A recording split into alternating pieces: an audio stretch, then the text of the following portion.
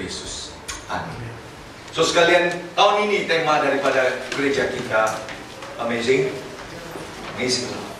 Nah, saya rindu untuk melalui tema hari ini saya ajak saudara melihat salah satu bagian tulisan yang saudara dan saya tahu seorang rasul yang senantiasa para penafsir akui dan setujui. Dia adalah rasul kasih. Tidak lain dan tidak bukan adalah Rasul Yohanes. Hari ini kita akan membahas 1 Yohanes, surat dia. Kita akan buka surat 1 Yohanes.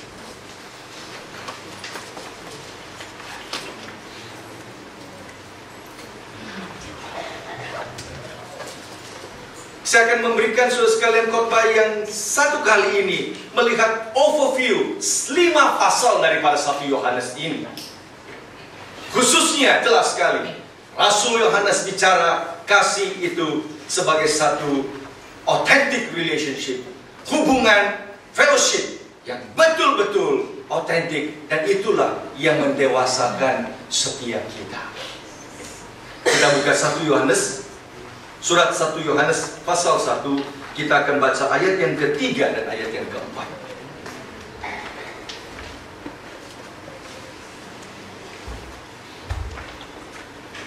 Menjadi tujuan daripada penulisan surat ini, kerinduan dia kepada jemaat yang menerima surat ini, supaya mereka memiliki authentic, genuine fellowship dengan Bapa dan anaknya Yesus Kristus. Dan itu membuat kita menjadi sempurna dan mature, dewasa.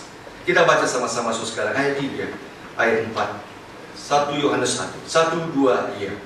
Apa yang telah kami lihat dan yang telah kami dengar itu kami beritakan kepada kamu juga, supaya kamu pun beroleh persekutuan dengan kami. Dan persekutuan kami adalah persekutuan dengan Bapa dan dengan anaknya Yesus Kristus. Dan semuanya itu kami tuliskan kepada kamu, supaya sukacita kami menjadi sempurna. You have a fellowship, persekutuan yang intim, yang indah. Oh, saudara sekalian, ini menjadi tujuan penulisan daripada surat 1 Yohanes. Memasuki tahun ini, kita bersyukur, saudara sekalian, tema daripada gereja di mana saudara berada, Amazing Love. Kita tentu memikirkan program apa, tentu kita memikirkan aktivitas rohani apa yang perlu kita kerjakan dan lakukan, bagaimana mempertumbuhkan kerohanian dan iman daripada jemaat kita. Dan seringkali saudara sekalian kita terjebak kepada 2 aspek saja. Kita terjebak kepada bagaimana menambah dan mengakumulasi pengetahuan. Lalu yang kedua, kita bicara bagaimana menambah dan mempertumbuhkan aktivitas di dalam apa yang kita kerjakan. Dan tanpa sadar itu semua sudah menjebak kita. Khususnya saudara sekalian, tidak lain dan tidak bukan sama seperti bagaimana perusahaan merekrut orang dan mencari orang, selalu hanya mempertanyakan 2 aspek itu, bukan? Dari sekolah mana dia? Lulusan mana dia? Berarti bicara soal apanya? Knowledge-nya kan? Pengetahuannya. Lalu yang kedua yang dipertanyakan, apa yang pernah dia lakukan? Apa yang sudah dia achieve? Pengalaman kerjanya. Maka 2 itu. Dan saudara sekalian, gereja juga tanpa sadar pada waktu merekrut dan menginginkan seorang hamba Tuhan menjadi pelayan atau bekerja full time dalam gereja ini, kita tanya lulusan mana, apa gelarnya, lalu bagaimana pengalaman pelayanannya. Lalu kita tanya dia, apakah kau bisa memperkembangkan dari jemaat kita yang 100 menjadi 200, anggotanya lebih banyak, aktivitas kita menjadi lebih banyak, saudara sekalian. Itu yang menjadi drive kita. Dan pada waktu kita tidak melihat perkembangan di dalam aktivitas, perkembangan di dalam knowledge, kita menjadi terganggu dan kita rasa gereja kita tidak maju, tidak ada kehidupan pelayanan gereja. Dan gereja ini tidak alive, saudara sekalian. Kita sering kali terjebak di situ. Nah, kita di-drive oleh ambisi itu. Dan tidak heran kalau gereja menaruh rekrutmen kepada hamba Tuhan dengan melihat achievement kesuksesan seperti itu. Tidak heran saudara sekalian, yang nanti mendaftar, yang masuk juga yang memiliki self ambition yang tinggi seperti itu. Tapi kadang-kadang kita confused dan bingung saudara sekalian. Pada waktu kita menambah aktivitas, mengakumulasi pengajaran, menambah begitu banyak program training dan sebagainya, kita berpikir makin bertambahnya program dan training seperti itu berbanding seimbang dengan pertumbuhan dan kebebasan rohani dari jemaat kita. Kadang-kadang kita confused dan bingung. Justru hal yang sebaliknya yang terjadi. Nah, kita mau jemaat kita mempunyai fellowship yang lebih baik. Maka kita menambah small group. Kita mau relasi mereka lebih baik. Kita bikin small group. Setelah small group terbentuk, terjadi justru menjadi perpecahan dan ribut di antara mereka.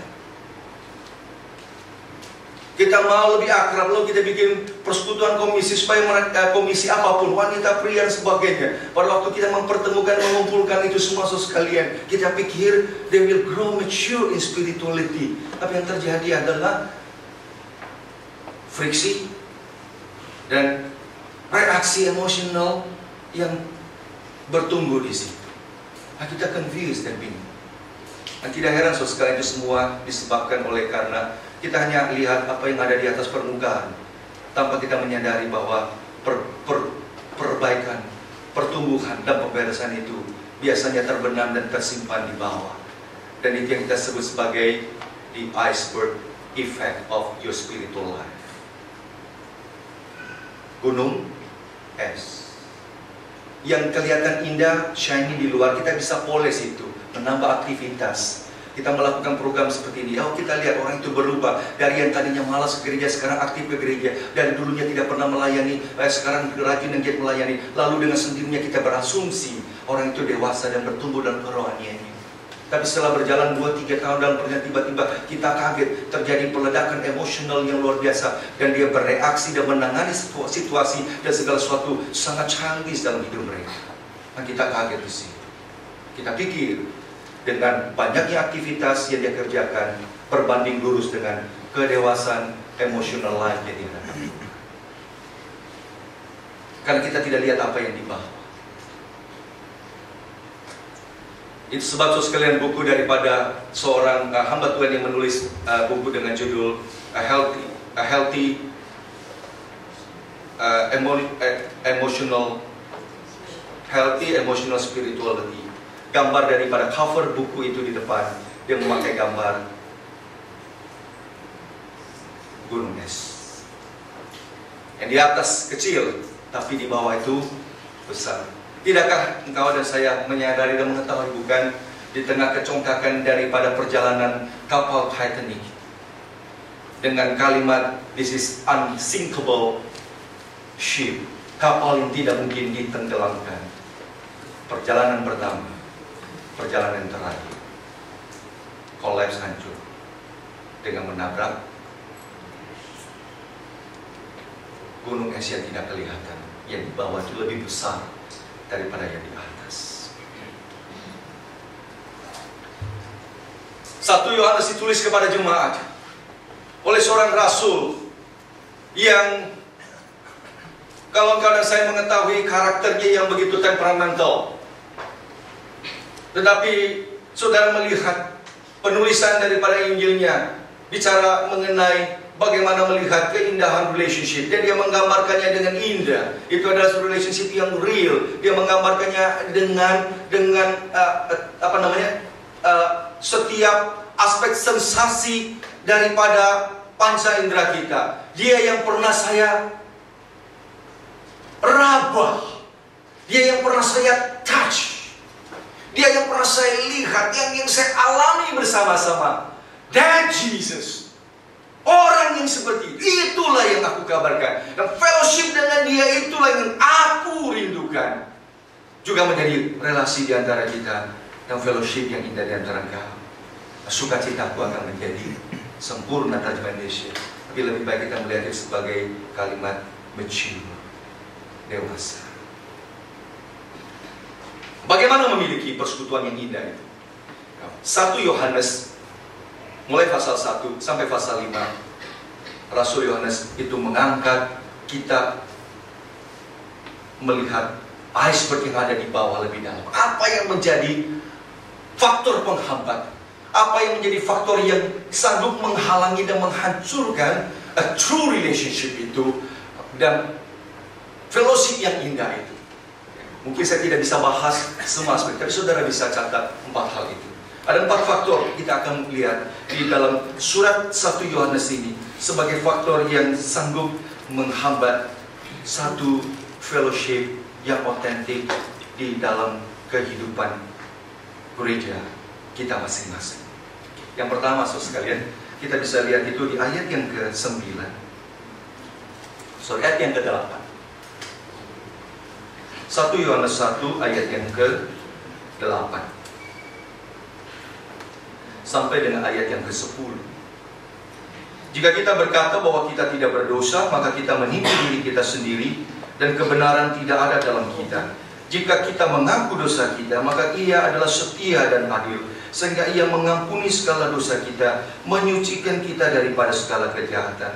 Jika kita berkata bahwa kita tidak berbuat dosa, maka kita membuat diri kita menjadi pendusta dan firman-Nya tidak ada di dalam kita. Perhatikan pengulangan kata if you don't want to confess. Saudara, setiap kali menggunakan kata if di sini, saudara mendapatkan satu kesan yang kesan itu adalah kesan keengganan. Kesan keengganan. Is it not a genuine confession? If.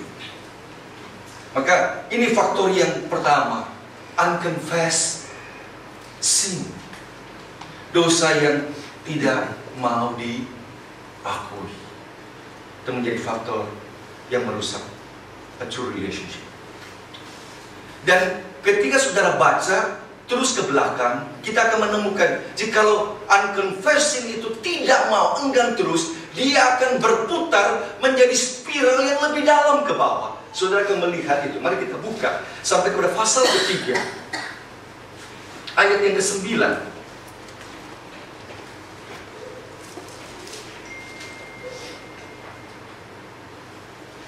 1 Yohanes 3 ayat yang ke-9. Setiap orang yang lahir dari Allah tidak berbuat dosa lagi, sebab benih ilahi tetap ada di dalam dia, dan ia tidak dapat berbuat dosa karena ia lahir dari Allah. Atau di dalam terjemahan yang lebih baik menggunakan tenses yang continuous di situ. Barang siapa yang menjadi milik Allah, ada benih ilahi dalam dia. Kalau kamu betul-betul anak Allah, truly betul-betul adalah orang yang percaya Yesus Kristus, engkau tidak akan mungkin terus-menerus berbuat dosa. Sekarang tekanan lebih dalam. Jikalau dia enggan berbuat dosa, mengaku dosanya dan terus-menerus berbuat dosa, mungkin orang itu bukan authentic Christian, bukan anak Tuhan yang otentik. Terus kita lihat pasal kelima.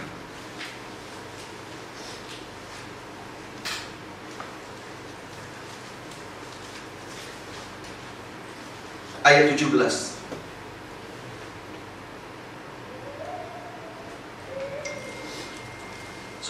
Ayat yang ke-16 dan 17. Okay. 1 Yohanes pasal 5 ayat 16 dan 17. Kalau ada seseorang melihat saudaranya berbuat dosa, yaitu dosa yang tidak mendatangkan maut, hendaklah ia berdoa kepada Allah, dan Dia akan memberikan hidup kepadanya. Yaitu mereka yang berbuat dosa yang tidak mendatangkan maut. Ada dosa yang mendatangkan maut. Ada dosa yang mendatangkan maut. Tentang hal itu tidak kukatakan bahwa ia harus berdoa. Semua kejahatan adalah dosa, tetapi ada dosa yang tidak mendatangkan maut. Menjadi sangat mengerikan dan menakutkan, bukan? Itu yang kita lihat menjadi spiral yang ke bawah terus. Mulai dari hal yang pertama, kalau you mengaku memiliki fellowship dengan Tuhan, tetapi tidak sinkron sama antara apa yang engkau katakan, apa yang engkau akui dengan perbuatanmu, maka kita menjadi orang yang menipu diri sendiri. Allah adalah terang adanya. Nah, orang yang mengaku ikut Tuhan, dia pasti berjalan dalam terang. Tapi jikalau tidak sama dan tidak sinkron, ada sesuatu yang tidak beres di dalamnya, yang perlu diangkat dan dikonfront di dalam hidup kita. Dan hal yang sangat tidak beres itu adalah unconfessed sin. Dosa yang enggan untuk diakui. Dan jikalau orang itu tidak mau mengakui dan dengan menipu diri, berdiam-diam terus di dalam hidupnya, terus-menerus melakukan dosa dan melakukan dosa yang sama terus-menerus, itu menjadi warning yang besar dan keras daripada firman Tuhan. Mungkin tidak ada benih ilahi dalam diri. Dan jikalau itu terus berjalan, maka pasal kelima menjadi satu kengerian yang terjadi. Orang itu orang itu sama sekali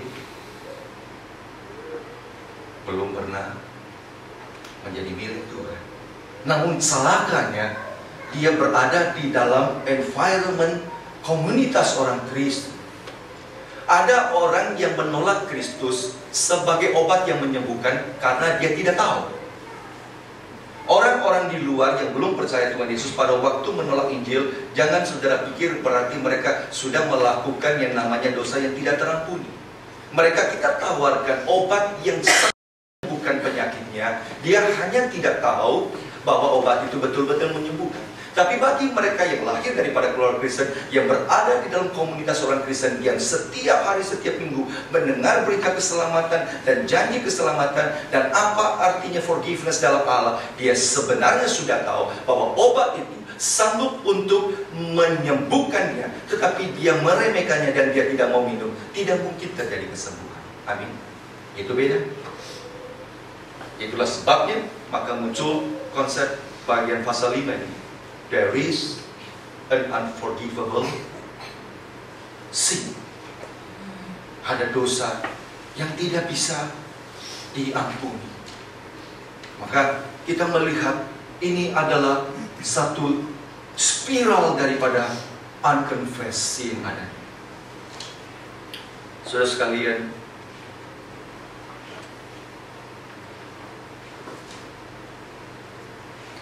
pasal pertama tadi, ayat 8, 9 dan 10 memberitahukan kepada kita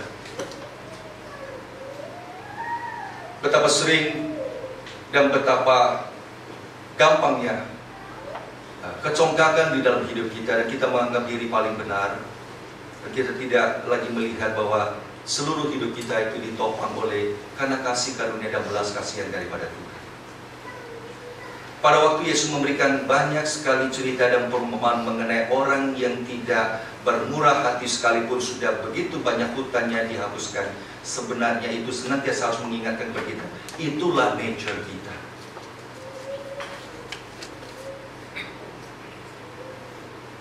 Ada orang yang berhutang talenta begitu banyak, tidak sanggup bisa membayar, minta belas kasihan daripada raja yang akan menghukumnya. Raja itu penuh belas kasihan dan mengampuni dia. Dia keluar, ketemu dengan temannya yang hanya berhutang 100 dinar. Ya, kita pakai bahasa kita, just 10 rupiah daripada miliaran utang. Itu merupakan, kalau Yesus menceritakan hal itu, pada waktu Yesus menceritakan mengenai, bukan bercerita, itu fakta, ada 10 orang kusta yang disembuhkan oleh dia, hanya 1 yang kembali. Nah, di situ kita bisa melihat sekalian anugerah Tuhan yang begitu besar, kasih dan pengampunan Tuhan yang diberikan kepada kita. Seringkali kita tidak pernah menghargai dan menikmati pengampunan Tuhan itu dengan genuine, dengan real. Amin, saudara. Berapa sering kita harus akui liturgi pengampunan dosa di dalam ibadah kita setiap minggu hanya menjadi confession of sin yang berlalu begitu saja, tidak pernah menyentuh sedalam-dalamnya perubahan dalam hati setiap kita.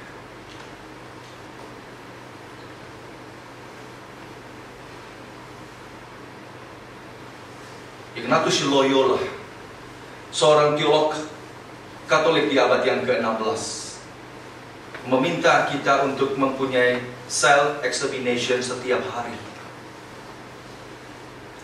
Dan dia menggunakan itu menjadi satu disiplin rohani. Sehari itu dia lakukan 2 kali. Pada waktu dia menjalankan aktivitas sampai kepada siang hari setelah makan siang, kemudian dia jadikan sebagai momen self-examination. Apa yang saya sudah lakukan hari ini? Apa reaksi saya hari ini kepada orang? Bagaimana saya bersikap? Bagaimana kata-kataku keluar hari itu? Lalu dia itu mencernanya dan menjadikan sebagai satu self-examination. Adakah dosa yang saya lakukan? Adakah kesalahan yang harus saya minta ampun di hadapan Tuhan? Malam hari sebelum dia tidur, dia lakukan itu menjadi self-examination lagi. Adakah perkataanku, tindakanku yang aku lakukan? Saudara sekalian, pada waktu kita minta ampun hari ini di hadapan Tuhan, dan kita keluar dari gereja ini, kita pergi dan berjalan, naik mobil kemana saja, kita itu kembali ambil debu segala kesalahan dan keberdosaan. Betul? Dan kalau kita tidak bersihkan hari itu, dia akan menjadi kotoran yang terus bertumpuk dan bisa menghimpit daripada indahnya saluran grace dan anugerah Tuhan dalam hidup kita.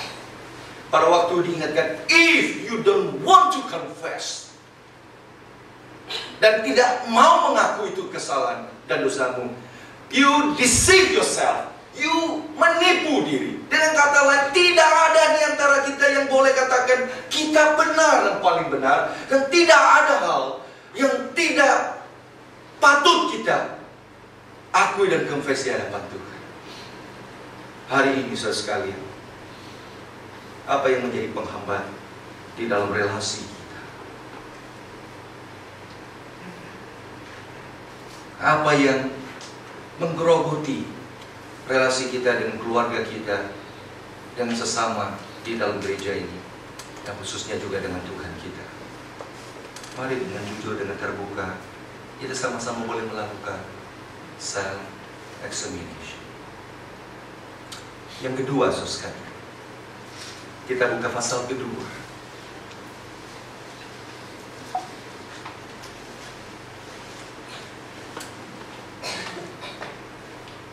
Pasal kedua, dari ayat yang ke-7 sampai dengan ayat yang ke-14. Salah satu aspek yang menjadi penghambat besar dan penghancur besar bagi a genuine fellowship, relasi yang indah, persekutuan kita yang otentik itu. Ayatnya yang ke-9, kita baca sama-sama. 1 Yohanes 2 ayat ke-9. 1-2 ia. Barang siapa berkata bahwa ia berada di dalam terang, tetapi ia membenci saudaranya, ia berada di dalam kegelapan sampai sekarang. Saya mengajak saudara melihat bagaimana Paulus berbicara soal kita punya manusia lama sudah disalibkan, manusia baru itu diperbaharui terus-menerus dalam hidup kita. Dan dia itu mencatat beberapa aspek mengenai all self kita itu di dalam Efesus. Mari kita coba buka sama-sama.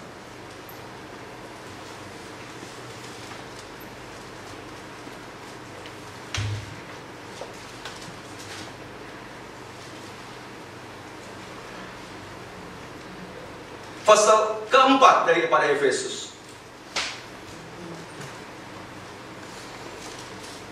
Ayat yang ke-28.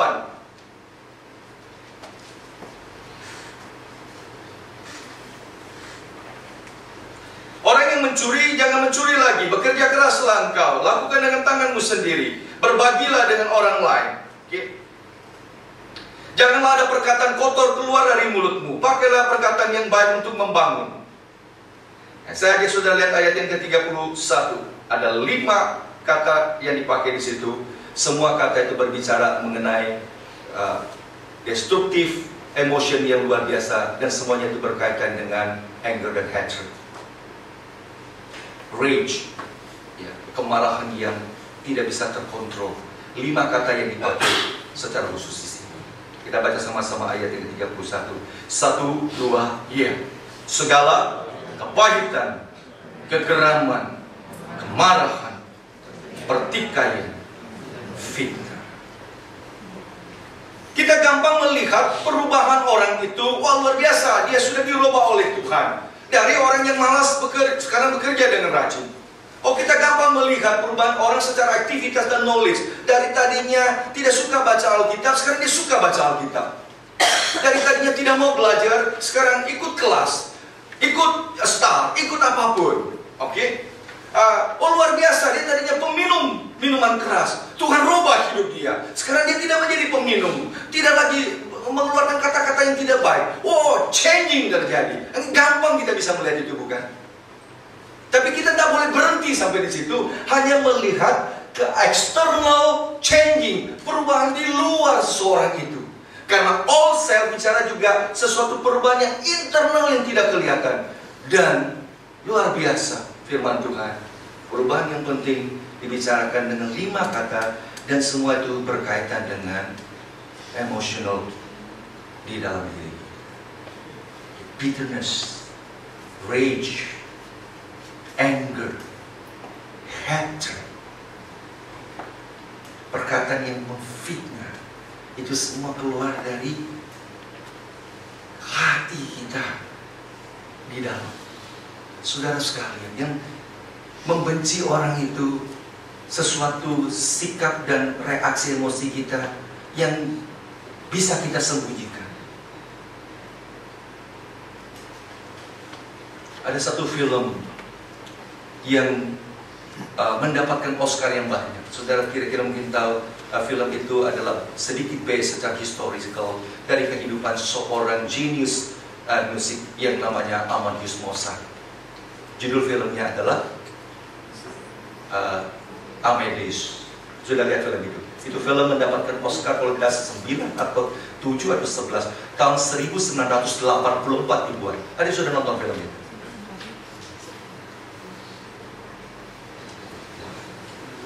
Boleh saya rekomen ya, nonton film. Judulnya Amadeus. Tidak semuanya true secara historical fact, karena dalam bagian itu bicara mengenai ada seorang komposer yang lebih tua, lebih senior daripada Amadeus Mozart, namanya Salieri. Dan dia itu benci, akhirnya marah kepada Tuhan, karena dikatakan di dalam film itu bagaimana Mozart itu, ya, mereka adalah orang Katolik di era itu, bukan? Dan bagaimana Mozart itu yang tidak terlalu saleh dan tidak terlalu cinta Tuhan, dan hidupnya itu banyak bermain dengan perempuan dan sebagainya. Tuhan memberikan the most gift yang hebat buat dia. Sedangkan Salieri, seseorang yang menulis lagu bagi Tuhan dan menjadi komposer untuk lagu-lagu di gereja, dan menjadi seorang yang melayani di gereja sebagainya, Tuhan hanya memberikan dia talenta yang so-so saja, ada-ada, seadanya saja. Dan itu membuat kebencian dan kemarahan dalam hatinya. Tetapi dia bisa sembunyikan dengan cara, kalau saudara nonton film itu adalah, dia seolah-olah baik hati dan ingin menolong Mozart, maka dia membayar uang yang banyak, dan dia mencintai musiknya Mozart, dan dia memberi uang yang banyak supaya Mozart bisa mengkomposisi satu komposisi lagu, dan dia sengaja memaksa dan terus memberi uang dengan satu tujuan, Mozart menjadi capek, menjadi lelah, akhirnya mati.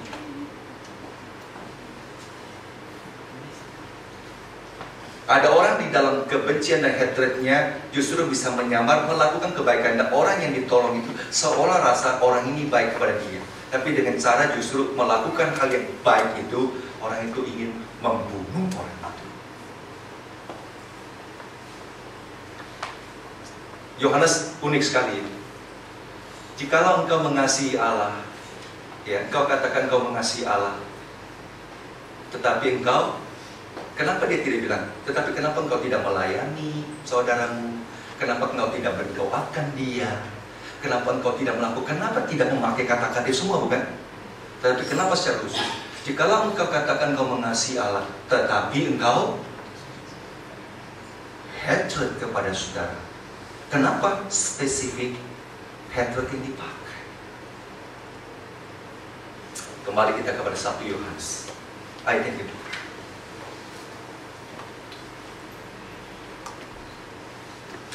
Ayat yang ke-11 sekalian. Engkau bisa melihat apa yang terjadi dengan hatred itu di ayat yang ke-11.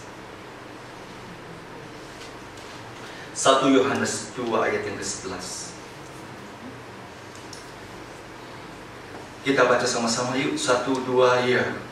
Tapi barang siapa membenci saudaranya, ia berada di dalam kegelapan dan hidup di dalam kegelapan. Ia tidak tahu kemana ia pergi, karena kegelapan itu telah apa? Kegelapan itu telah membutakan matanya. Saudara perhatikan, hatred itu tidak tahu direksinya, hidup di dalam gelap, dan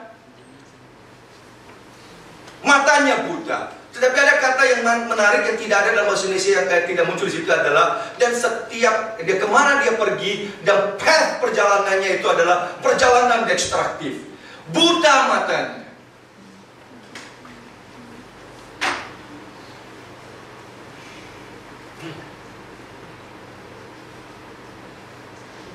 Kalau hidupmu dipenuhi dengan rage,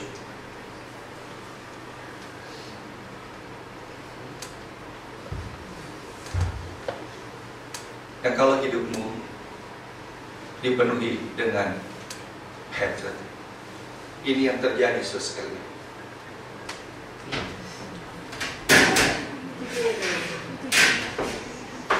Saya tadi mau jatuhin sampai saya mesti bayar.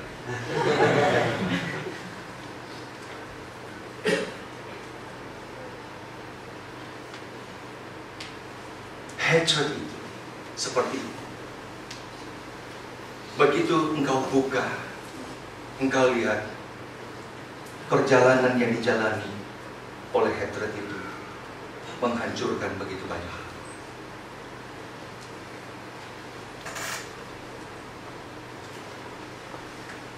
It is very easy to destroy our church community. It is very easy to destroy our fellowship. Just hate someone. It is very easy to destroy your family relationship. It is very easy to destroy your wonderful fellowship with your wife, with your parents, with your children. Just silent in your house. Don't you?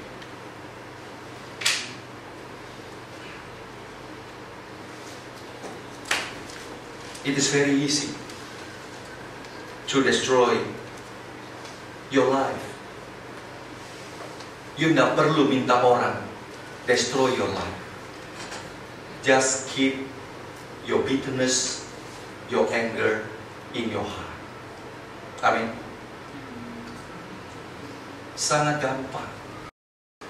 Engkau menghancurkan diri hidupmu, tidak perlu suruh orang benci, rusak hidupmu. Engkau hanya menyimpan kepahitan dalam hati. Gampang sekali menghancurkan komunitas fellowship gereja kita. Cukup benci satu. Gampang sekali menghancurkan hubungan suami istri dengan anak kita. Marahlah di dalam kediamanmu, tidak mau ngomong.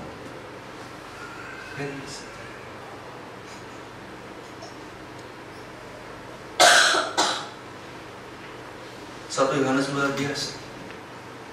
Disitulah kebenaran firman Tuhan tidak menyangkut berapa banyak yang kita tahu.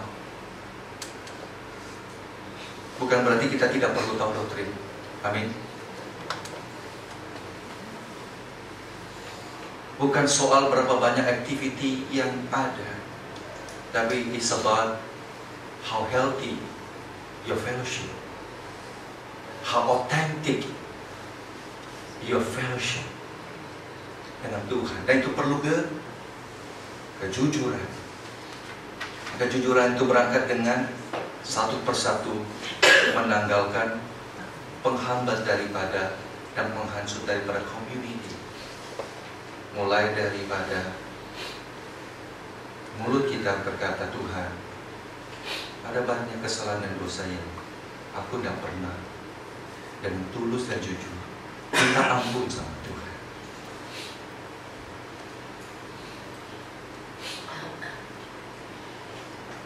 Separuh daripada persoalan rumah tangga kita itu beres dan selesai pada waktu kita itu berdoa dan membereskan hubungan kita dengan Tuhan.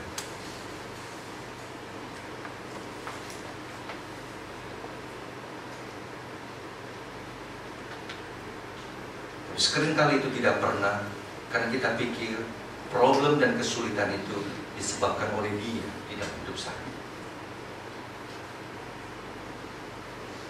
Dan waktu pakai kata if you don't want to confess, disitulah keengganan itu muncul. Itu disebabkan karena pride dan kesombongan kita. If you love God, kalau engkau cinta Tuhan, mengapa engkau membenci anger and rage itu dalam hidup kita? Dan itu menjadi satu bukti yang memberitahukan kepada kita, bukan? Bagaimana kita menemukan ketidakdewasaan rohani seseorang yang memang tersimpan dan tersembunyi di bawah yang tidak bisa kita lihat.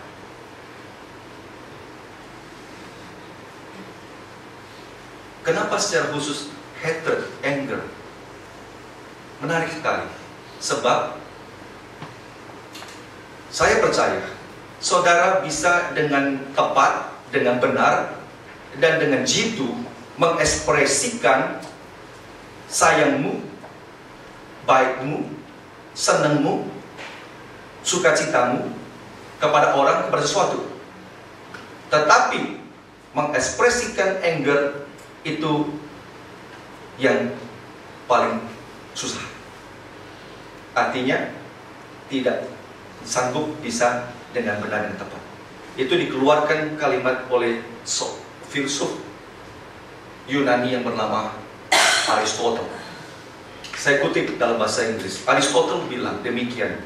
Aristotle adalah seorang filsuf Yunani abad yang keempat BC yang mengatakan begini: everybody can become angry. This is easy. Semua orang gampang cepat menjadi marah, dan itu mudah. But to be angry with the right person and to the right degree and at the right time and for the right purpose in the right way, that is not within everyone's power, and it is not easy. Gampang cepat menjadi marah, easy. Tapi untuk bisa marah pada orang yang tepat, waktu yang tepat, dengan cara yang tepat, dengan persoalan yang tepat, dengan cara yang tepat, dengan maksud yang tepat, itu banyak di luar daripada kemampuan reaksi emosi orang, dan itu tidak mudah.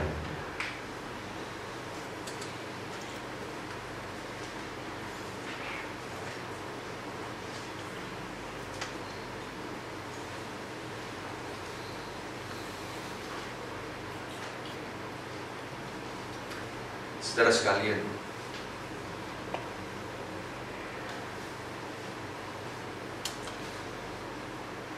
kita perlu mengembangkan habitual life untuk membereskan setiap gejolak perasaan yang kita simpan, kebencian dan kemarahan, dan hal-hal yang sanggup bisa merusak relasi kita satu dengan yang lain.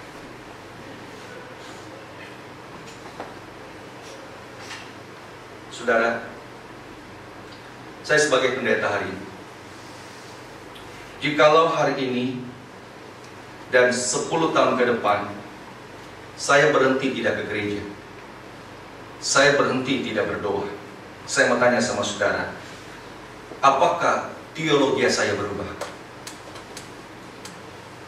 Apakah pemahaman doktrin Allah Tritunggal, doktrin Kristus, doktrin Roh Kudus saya berubah? Kalau saya dikasih tes, saya bisa jawab semuanya. Betul? Ya. Apakah membuat saya berhenti tidak sanggup bisa menghafal doa Bapa Kami, mengucapkan pengakuan iman rasuli? Saya percaya saya tidak akan salah. Apakah saya langsung setelah 10 tahun itu bisa berdiri dan berkhotbah setidaknya dengan benar dan baik? Jawabannya, saya masih bisa. Lalu apakah berarti saya tetap orang yang sama dan tidak berubah dan tetap sama dengan 10 tahun yang lalu walaupun saya tidak berdoa dan saya tidak ke gereja? Jawabannya tentu tidak. Jiwaku kerdil, rohaniku dangkal, hidupku tidak mempunyai hubungan yang benar dengan Tuhan. Tapi itu tidak bisa dilihat. Yang bisa lihat setelah beres, saya bisa khotbah. Betul? Kita perlu yang ketiga, penghancur dan penghambat yang merusak fellowship yang otentik. Itu muncul di ayat yang ke-15 sampai ayat yang ke-17.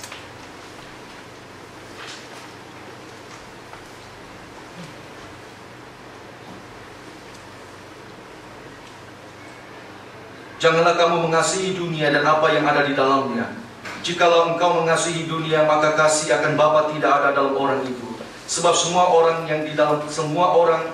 yang ada dalam dunia ini, yaitu keinginan daging dan keinginan mata serta keangkuhan hidup, bukanlah berasal dari Bapa, melainkan dari dunia. Dan dunia ini sedang lenyap dengan keinginannya. Tetapi orang yang melakukan kehendak Allah tetap hidup selama-lamanya. Terjemahan NIV dan sebagainya menggunakan kata desire, keinginan di situ. Tapi saya senang sekali dengan terjemahan daripada NLT, New Living Translation. Itu adalah terjemahan yang sedikit lebih loose, tetapi bahasanya lebih kontemporer, bahasanya lebih enak dibaca dalam bahasa Inggris. Saya sangat rekomend sama saudara, jika saudara ingin Bible study dan ingin membaca secara cepat Alkitab di dalam bahasa Inggris, saya lebih merekomend saudara baca NLT. NLT akan membuat kita membacanya lebih gampang dan dengan isi. Dan dalam bagian ini, kata yang dipakai dalam NLT, saya senang sekali, craving. Orang yang craving. Craving itu seperti orang yang ada di tengah laut, di tengah kehausan, dan dia minum air laut, dia tidak akan pernah akan terus haus. Kata itu, if you craving the desire of flesh, craving dengan kebanggaan, kecongkakan bagi dirimu dan sendiri, inilah yang destruktif. Orang yang menjadikan diri sebagai sentral dan segala sesuatu hanya untuk diri dan sebagainya, kita akan menjadi orang, dan disitulah fellowship kita hancur dan rusak. Dan saya tidak akan bahas itu di sini. Saya tambahkan poin yang keempat di dalam seluruh structure daripada 1 Yohanes. Yang keempat adalah hati-hati dengan the spirit of Antichrist. 1 Yohanes bahas itu. Nah, di sini seringkali kita salah memahami spirit of Antichrist bicara soal teaching. Jujur aja, the spirit of Antichrist kalau bicara teaching itu gampang ketahuan kok. Nah, Ignatius Loyola, sekali lagi saya kutip dia, waktu dia bicara mengenai Antichrist, spirit of Antichrist, ada keunikan luar biasa dalam pemikiran dia. Dia mengatakan begini, Roh Kudus itu the spirit of consolation, Parakletos, the spirit of consolation, roh penghibur. Kontras daripada the spirit atau lawan daripada the spirit of consolation, itulah the spirit of Antichrist, the spirit of desolation. Maka roh jahat selalu bawa orang menyendiri, mau bunuh diri, pergi ke kuburan menyendiri, yang mendestruktif relasi, yang menciptakan pertikaian di tengah kita. Itulah the spirit of desolation. yang memang ingin terus menarik dan membawa kita lari keluar daripada fellowship itu. Dengan kata lain, saudara, dari 4 ini yang firman Tuhan katakan, waktu kita bersekutu dengan Tuhan, ada 3 aspek dari diri kita yang bisa menghancurkan. Tapi jangan lupa ada kuasa lain yang juga memang tidak senang dan selalu ingin menarik you keluar daripada true fellowship itu.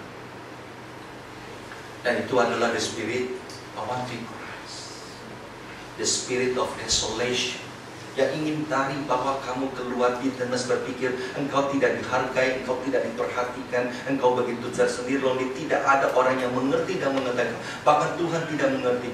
Kalimat-kalimat seperti itu menjadi kalimat yang keluar daripada si jahat accuser ini. Apa sih gunanya engkau tiap minggu, tiap hari minta ampun sama Tuhan, tapi hidupmu tidak berubah? Sudahlah, Tuhan juga pasti tidak suka sama engkau. Tuhan juga pasti bosan mendengarkan seperti itu. Tinggalkan dan pergilah daripada dia. Itulah sebabnya saudara sekalian, dalam 1 Yohanes engkau menemukan salah satu keindahan pastoral. Dia katakan, barang siapa yang mengaku dosanya, Allah itu setia dan adil. Kita memiliki seorang pengantara yang telah mati bagi kita, yaitu Yesus Kristus. Karena dia tahu pada kuasa si jahat yang selalu ini menarik kau keluar dari fellowship. Maukah engkau hari ini mencintai, mengasihi Tuhan lebih dalam? Mau, saudara? Dan jadikan itu sebagai fellowship yang indah bagi gereja. Kita doa sama-sama. Amazing love dari Allah menjadi indah bagi gereja kita. Lebih dalam lagi, ku rindu kau Tuhan. Kita bangkit berdiri, kita nyanyi lagu ini yang menjadi doa kita kepada